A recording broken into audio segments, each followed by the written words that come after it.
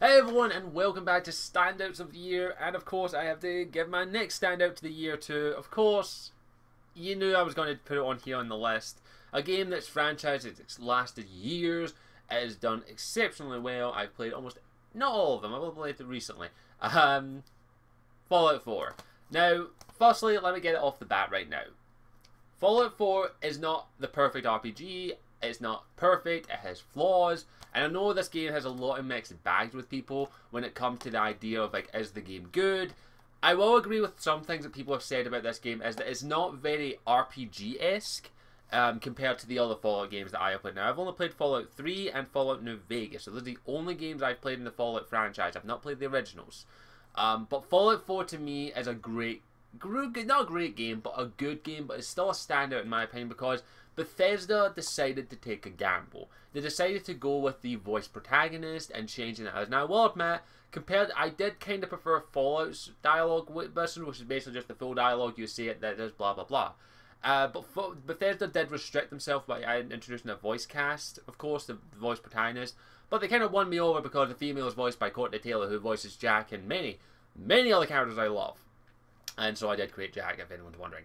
But I absolutely enjoyed my experience with Fallout 4, and I definitely feel it deserves at least a note and standout view because it is a good game. And in all honesty, I played this a lot more than I did play New Vegas, and even Fallout 3 I only did one playthrough of, in all honesty, and that was before the DLCs came out. And then I did the DLCs, which are absolutely phenomenal. Fallout 3 is a good game. It's a great game with the expansions. I'll happily admit that. New Vegas, I played for a while, but I never finished it, and I don't think I ever bought any of the DLCs. But Fallout 4, I've done 2 playthroughs of so far, and I do intend to do a 3rd playthrough when the DLCs come out. But I really enjoyed it. I really enjoyed my experience with Fallout 4. I enjoyed playing it. I had fun enjoying it, exploring the Commonwealth.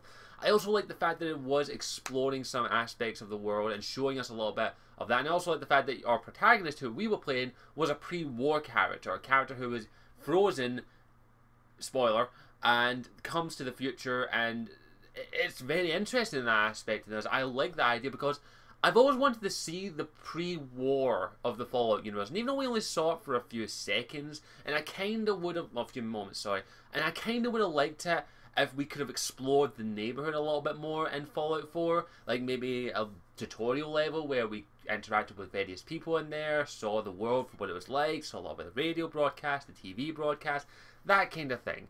I really think it was a massive missed opportunity for them to not do that, but at the same time, I can understand why they didn't do it. They wanted to get to the Fallout stuff, which is fine.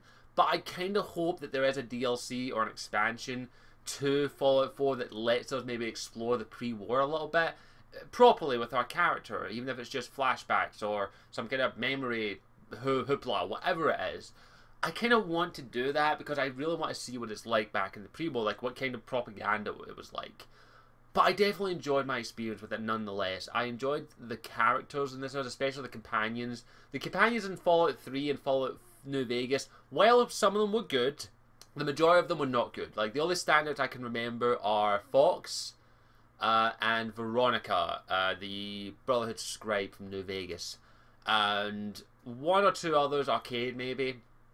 But most of the time the companions are just there. The companions in Fallout 4, I actually grew to care about. I actually loved Piper, Nick Valentine. Deacon is hilarious. AD convinced me on that. Billy convinced me on that. He's freaking hilarious.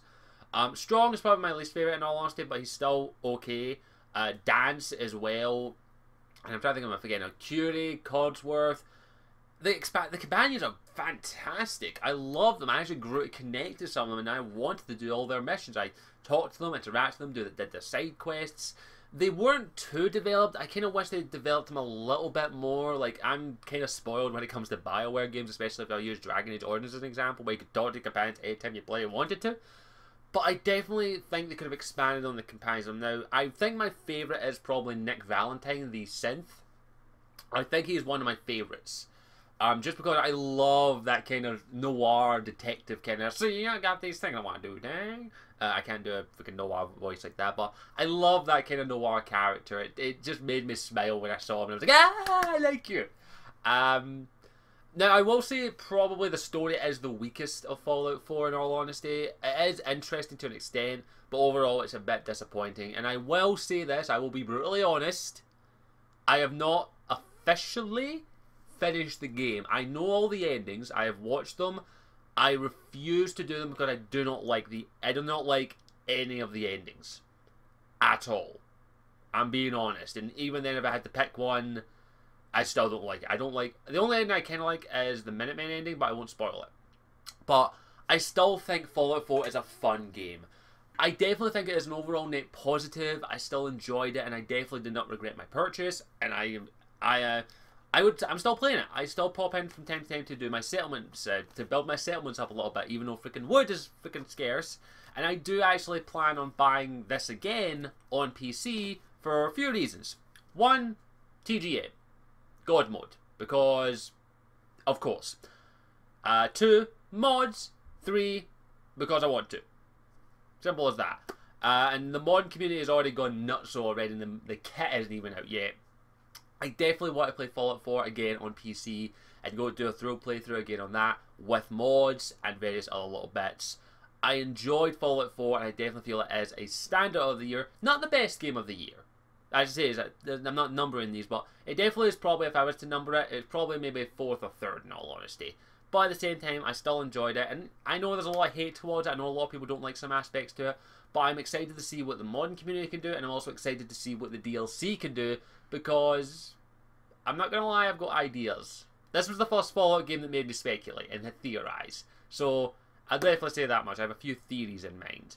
Other than that, I think that's all I really have to say about it. But let's move on to our next game with a little bit of determination.